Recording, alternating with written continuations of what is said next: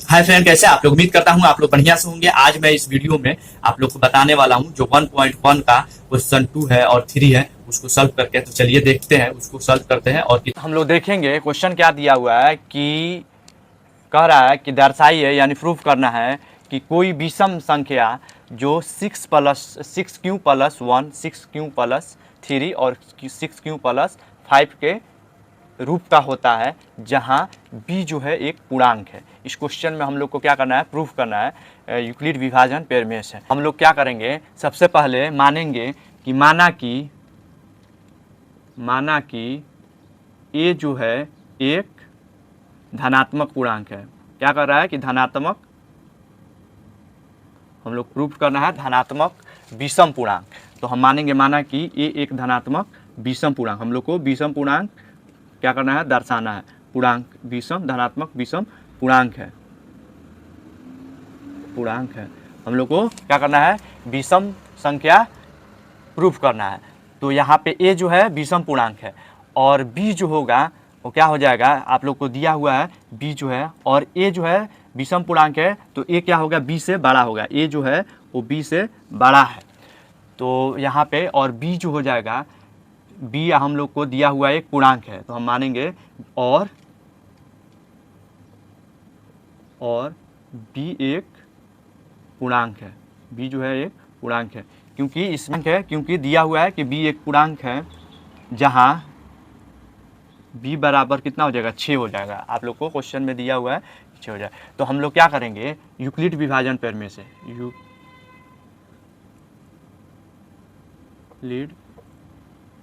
विभाजन प्रमेय से,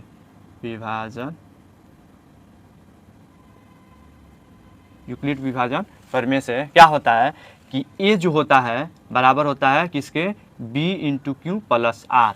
अब देखिए यहाँ पे जो r होता है वो क्या होता है, 0 के बराबर या 0 से बड़ा होता है और b से छोटा होता है। आप लोग को पता है यूक्लिड विभाजन में जो r होता है क्या होता है, 0 या 0 के बराबर होगा, या 0 के बराबर होगा, या तो 0 से बड़ा और b से छोटा होता है।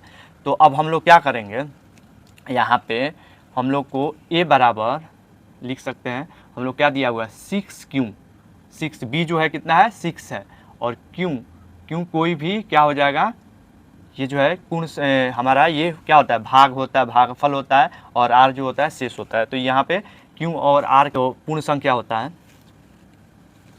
अब देखिए हमारा a बराबर यहाँ पे क्या होगा, जो ये जो r है, r जो है वो क्या होगा, 0 से, ये b से क्या होगा, छोटा होगा। यानी b कितना है, b बराबर है 6, b बराबर कितना है, 6 है, 6 है। तो r जो होगा या तो 0, 1, 2, 3, 4, 5, यानी ये हो सकता है, क्योंकि 6 से छोटा होना चाहिए, तो ये हमारा यही होगा। तो अब इसमें हम लोग क्या करेंगे, जो बारी बारी से इसमें मान पुट करेंगे। ये जो है, मान लीजिए ये जो हमारा समीकरण मिला है, ये जो मिला है, मान लीजिए इसको समीकरण 1 मान लीजिए। तो यहाँ पे हम क्या करेंगे, r बराबर 0 एक बार पुट करेंगे। तो r बराबर अगर 0 पुट करते हैं तो ये बराबर क्या आएगा, 6q + 0 बराबर 6q आएगा हमारा।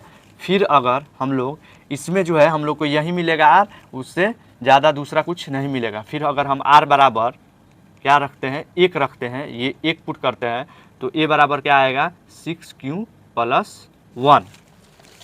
ऐसे हम लोग देखेंगे r का मान रख के। तो अगर 2 रखते हैं, अगर r बराबर 2 रखते हैं तो क्या आ जाएगा, b बराबर 6q + 2r।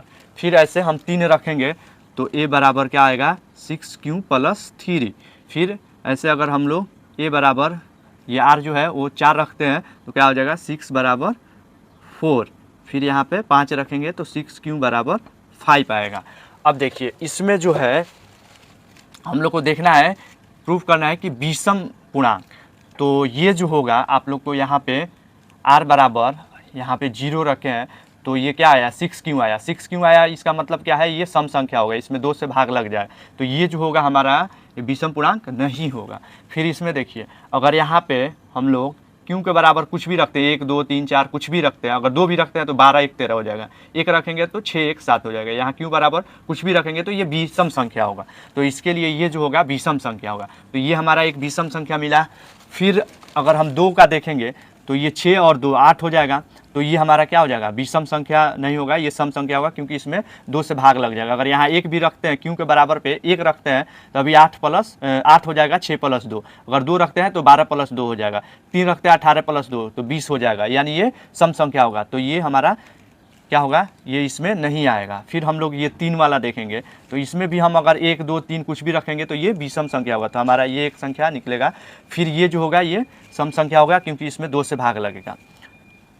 फिर इसमें हम देखेंगे तो ये जो होगा इसमें 2 से भाग नहीं लगेगा, यहाँ कुछ भी अगर हम रखेंगे 1 2 3 4 5 कुछ भी, तो हमारा ये विषम ही आएगा।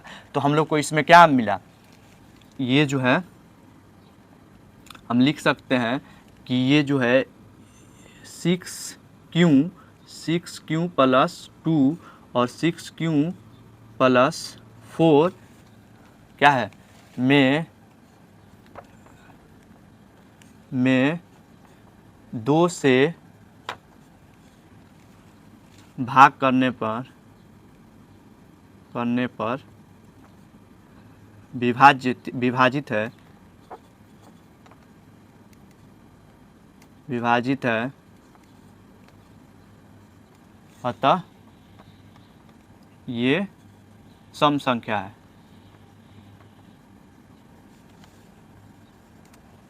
तथा ये जो है हमारा 6q + 1 6q + 3 और 6q + 5 क्या है, एक विषम संख्या है,